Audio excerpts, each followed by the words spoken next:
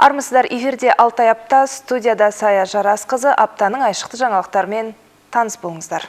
Шекара маңында орналасқан Марқакөл ауданында күрделі жөндеу жұмыстарынан кейін нөмір 31-ші өрт сөндіру депосы пайдалануға берілді. Бөлімшенің автопаркі 8 бірлік заманауи өрт сөндіру құтқару техникасымен толықты. Салтанатты жиынға Қазақстан Республикасы төтенше жағдайлар министрі генерал-лейтенант Шыңғыс Әрінов арнайы келді.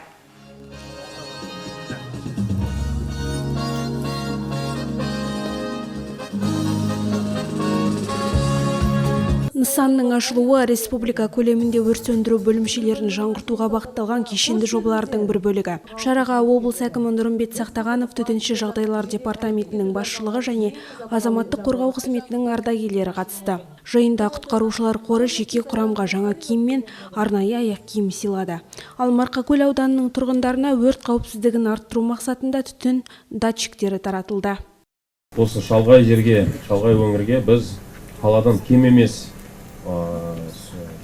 орталықтан кем емес, біздің елордадан кем емес деп болу керек деп талап қойдық. Енді бұл стандарттарды мен арғарай жылжитын боламыз, келесі аудандарға кіреміз. Осы тәсілмен мен ойлаймын бүкіл Шығыс Қазақстан облысының біздің төтенше жағдайлар саласындағы бөлімшелердің бәрінде жақсы күйге жеткіземіз. 1995 жылы салынған бөлімше қазіргі заман талаптарына сай келмейтін ғимаратта орналасқан еді. Күрделі жөндеу жұмыстарынан кейін ескі нысан толықтай жаңартылып, заманауи өрт сөндіру депосына айналды. Бұл ашылу жай ғана жаңа ғимараттың қайта жаңғыртылуы немесе жаңа техникалар емес. Бұл оқиға оның артында елдің сенімі, ертеңге деген сенімнің артуы, жергілікті жерде қауіпсіздік деңгейінің жақсы бір жоғары деңгейге көтерілуі. Өйткені еліміздің саясатының басым бағыттарының бірі бұл адамдардың қауіпсіздігі, олардың денсаулығы, сондай-ақ айнала қоршаған орта, орманымыз бар, егініміз бар, мүліктеріміз бар. Осылардың өрт, басқа да төтенше жағдайлардан қауіпсіздігін қамтамасыз ету. Өрт сөндіру бөлімінде демалыс бөлмелері, оқу сыныптары, Батыр Тим спорт залы бар. Одан бөлек депо, газ түтіннен қорғау қызметінің бекеті, заманауи жабдықтар мен арнайы киімді сақтайтын қойма, кезекші және диспетчерлік үй-жайлар, техникаға арналған бокспен толық жабдықталған. Бұл басқаруды орталықтандырып, жедел әрекет ету тиімділігін арттыруға мүмкіндік береді. Осы өрт сөндіру бөлімінде 95 жылдан бастап жұмыс істегем. 2011 жылы пенсияға шыққам зейнетке. Содан бастап міне осы ауылда тұрып жүрмін. Ауданымыз көркейіп, осындай мекемелер салынғанына өте қуанамыз. Мынау біздің арманымыз болған кезінде. Жаңа өрт сөндіру депосы 23 елді мекенге қызмет көрсетіп, 7000-ға жуық тұрғынның қауіпсіздігін қамтамасыз етеді. Шара соңында министр қызмет барысында ерекшеленген мамандарға алғыс хаттар табыстады.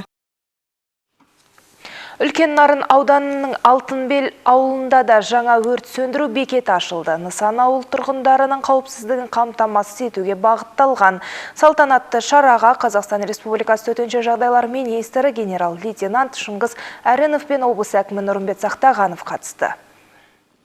Ауылда өрт туындаған жағдайда ауданнан бригада күтудің қажет жоқ. Себебі ауыл құтқарушылары көмекке келеді. Бұл жаңа бағдарлама былтыр іске қосылған. Қазір елді мекендерде дәл осындай өрт сөндіру пункті ашылған. Бұл пункт 4 ауылға 1400 адамға көмек көрсетеді. Алтынбел ауылында ашылған өрт сөндіру пункті шалғай елді мекендер үшін аса маңызды нысан. Себебі алғашқы минуттарда көрсетілген жедел көмек адам өмірі мен мүлкін сақтауда шешуші рөл атқарады. Ал ауыл құтқарушылары бағдарламасы аясында бүгінде елімізде 150-ге жуық осындай нысан іске қосылған. Биыл олардың саны 700-ге жетпек. Яғни тағы 550 бекет салынбақ. Біз министрлік жағынан өздеріңіз білесіздер, арнайы техниканы беріп жатырмыз. Арнайы киімдерді, байланыс құралдарын, аудандық бөлімше тікелей қолма-қол енді жұмыс істейтін болады біздің төтенше жағдайлар министрлігі. Осы ерікті қызметкерлеріміз бірге бір сапта бір тапсырмаларды бірге орындап, және де жеңіске де бірге жетіп, ертең күні осы халықтың, осы жергілікті тұрғындардың әрдайым алғысында болады деп сенімдімін. Жаңа өрт сөндіру пункті заманауи техникамен және қажетті құрал жабдықтармен толық қамтылған. Бұл құтқарушылардың төтенше жағдайлар кезінде жедел әрі сапалы әрекет етуіне мүмкіндік береді. Облыс бойынша 5 бекет ашылған болатын.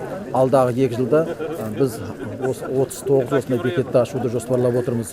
Бұл жұмыстар әрине төтенше жағдайлар министрлігімен бірлесе отырып жүзеге асырылуда. Министрлік тарапынан тиісті техникалар, қажетті құрал жабдықтар киімдерге дейін беріліп отыр. Бұл бекеттерді салуға бюджеттен тыс инвесторлардың жеке қаражаттар есебінен жұмыстар жүргізіліп келе жатыр. Және бұл жұмысты арман қарай жалғастыратын боламыз. Жиын барысында азаматтық қорғау жүйесін дамытуға қосқан үлесі үшін бірқатар азаматтар төтенше жағдайлар министрлігіне 30 жыл мерейтойлық медалімен және төтенше жағдайлар министрлігінің алғыс хаттарымен марапатталды. Өрт сөндірудің ұйымдастыру және авариялық құтқару жұмыстарын басқару басқармасының бас маманы, азаматтық қорғау майоры. Қошеметтеріңіз. Жергілікті тұрғындар да дәл осындай бекеттің ашылғанына қуанышты. Бұл өте қауіпсіздік шараларға өте қажетті нәрсе. Енді кезінде мына бізде өрт сөндіру бекеттері болмаған кезде аудан орталығынан өрт сөндірушілер келгенше мына осы жақта міне алыстағы мына біздің алыста міне Солдат ауылында осы 55 шақырымда жерде бекет 45 шақырым жерде осы жерде өрт болған жағдайларда өрт сөндірушілер келіп үлгермейтін. Тек қана соңына ғана келіп үлгеріп сөйтіп жүруші еді. Енді қазір осында жақын маңда ашылғаны өте бізге дұрыс жағдай болды. Енді халықтың қауіпсіздігі бірінші жағдайда деп ойлаймын. Енді әсіресе бұл көктем күзгі айларында мына дала өртіне бәріне осы мына жігіттер мына осы ат салысып қауіпсіздік жағдайын толық қамтамасыз етеді деген сенімдемін. Бүкіл ауылдың халқымен бірге қуанып жатырмыз. Өйткені біздің ауыл осындай төтенше жағдай көп болатын жерде, орманды жерде орналасқан. Сол себептен осындай тез көмек көрсетсе, біз өте қуаныштымыз. Елді мекендерде ашылған бұл өрт сөндіру бекеттері тұрғындардың қауіпсіздігін арттырып, төтенше жағдайларға жедел әрекет етуге мүмкіндік береді. Елдегі туризм саласын қазіргіден де қарқынды дамытуға мүмкіндік бар. Ол үшін экономика, мәдениет, қауіпсіздік және бизнес барлығы бір жерге тоғысуы қажет. Сонда ғана нәтиже болады. Мемлекет басшысы Түркістан газетіне берген сұхбатында елдегі туристік саланың әлеуетіне де тоқталып бірқатар мәселені атап өтті. Ал туризмі жақсы дамыған елдер оған қаржы салғысы келетін инвесторларға қолайлы жағдай жасап отыр. Қазақстанда суда, нуда, тарихи орында жеткілікті. Тек дұрыс инфрақұрылым тартып, қызметтің сапасы артуы тиіс. Қазақстанға жыл сайын бірнеше миллионнан шетелдік турист келеді. Олар негізінен эко және этнотуризмге қызығады. 2025 жылы тек Шығыс Қазақстанға 1 миллион келсе, олардың көбі тарихи орындарды аралап, этно стильде өткен фестивальдарды тамашалаған. Бізде табиғатта бар, орналасқан нысандардың локациялары өте мықты.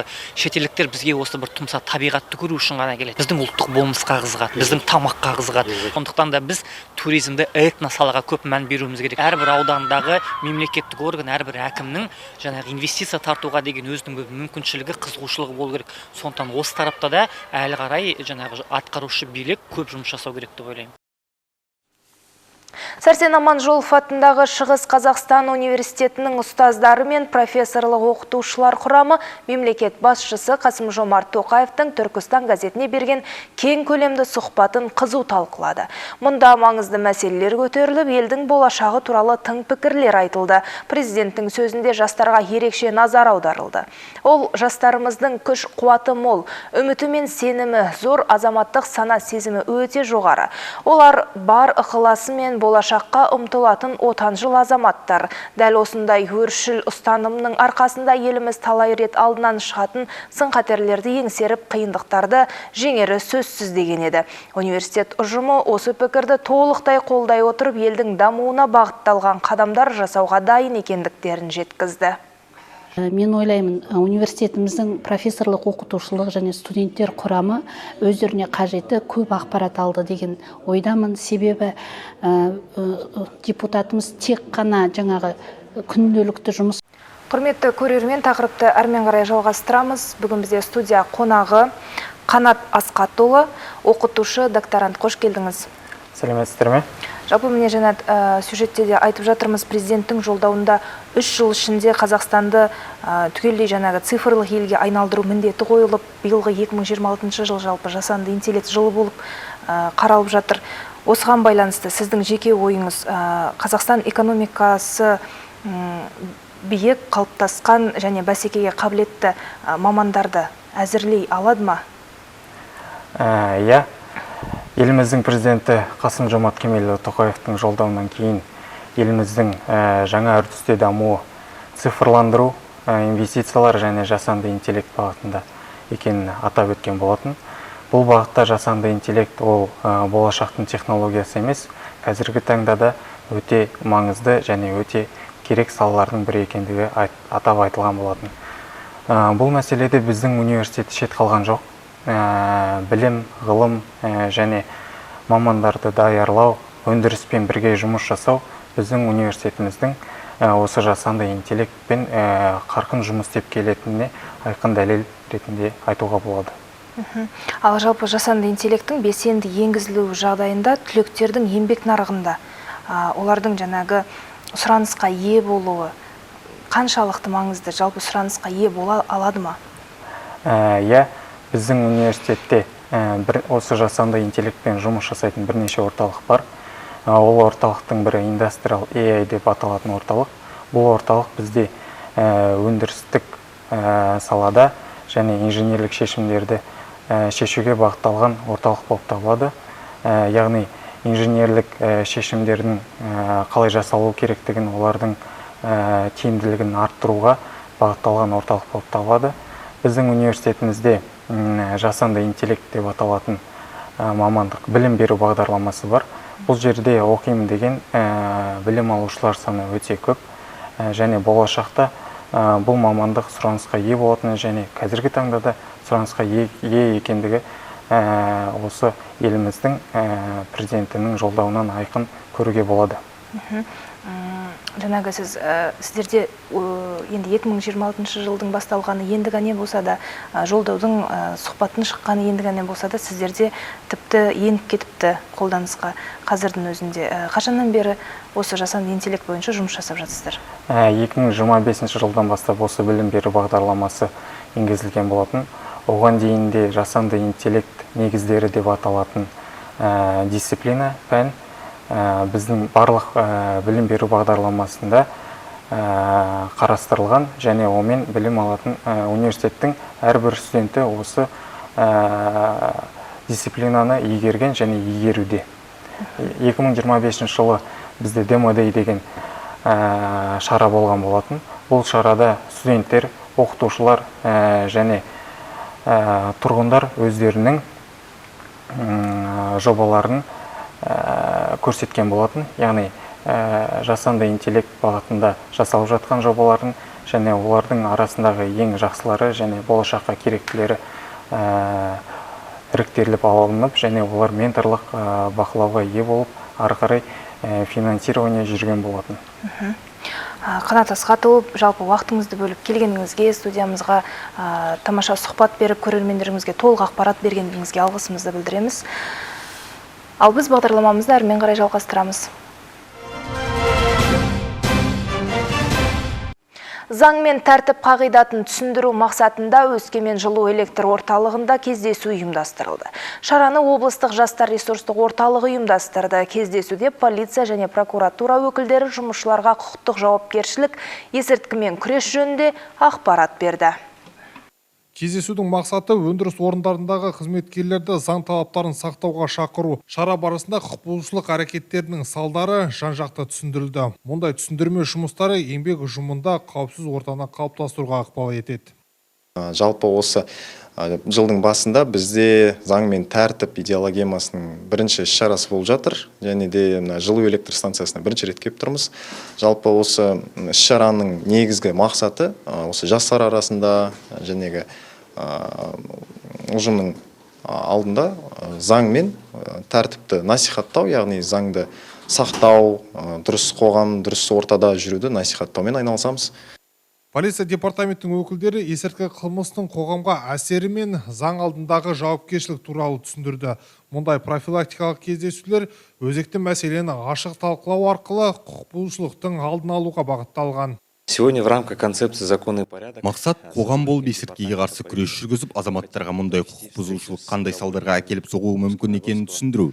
Кездесу барысында құқықтық жауапкершілік туралы мәлімет беріліп, қысқа бейнероликтер көрсетіледі. Мұндай профилактикалық шаралар облыстың барлық мемлекеттік мекемелерінде тұрақты түрде өткізіліп келеді. Шара аясында балалардың қауіпсіздігіне ерекше мән берілді. Қалалық прокуратура өкілдері бұл бағытта ауқымды шараларды қолға алған. Солардың бірі ұрпақ телеграм боты. На сегодняшний день Қазіргі уақытта Өскеменде ең өзекті мәселе алаяқтық, отбасылық тұрмыстық зорлық-зомбылық және балаларға қатысты қылмыстар болып отыр. Осыған байланысты облыста ұрпақ жобасы жүзеге асырылуда. Бұл телеграм бот арқылы әрбір бала QR-кодты пайдаланып анонимді түрде өзін толғандыратын жағдай бойынша хабарласуына болады. Бұл сауалдарға мектеп қызметкерлері, білім бөлімі, психологтар, аудандық, қалалық және облыстық ауруханалардың мамандары, сондай-ақ құқық қорғау органдары жауап береді. Жоба заң мен тәртіп қағидатын нығайтуға бағытталған. Біз үшін мұндай кездесулер маңызды, көрсетілген ақпарат пайдалы әрі түсінікті болды дейді кәсіпорын қызметкерлері. Біздің кәсіпорын жастары өз құқығы мен міндеттерін жақсы біледі. Бірақ дегенмен де осындай іс-шаралар біздің білімімізді тереңдетіп, деңгейімізді тереңдетуге үлкен үлес қосады. Осындай іс-шараны ұйымдастырып отырған жастар ресурсы орталығына үлкен алғысымызды білдіреміз. Заң мен тәртіп қағидаты аясында өткен профилактикалық кездесу өңірдегі өзге де мемлекеттік мекемелер мен өндіріс орындарында да жалғасын таппақ. Күн сайын жол үстінде жүздеген автобус түрлі бағытта қатынайды. Қоғамдық көлік жүргізушісі жолаушылардың қауіпсіздігіне жауап беретін күрделі әрі жауапты жұмыс. Мұнда кез келген күтпеген жағдайға жедел әрекет ете білу маңызды. Сондықтан бұл салаға бар өмірін арнау екінің бірінің қолынан келе бермейді. Арна тілшісі саналы ғұмырын жол үстінде өткізген еңбек адамының жұмысымен танысып қайтты.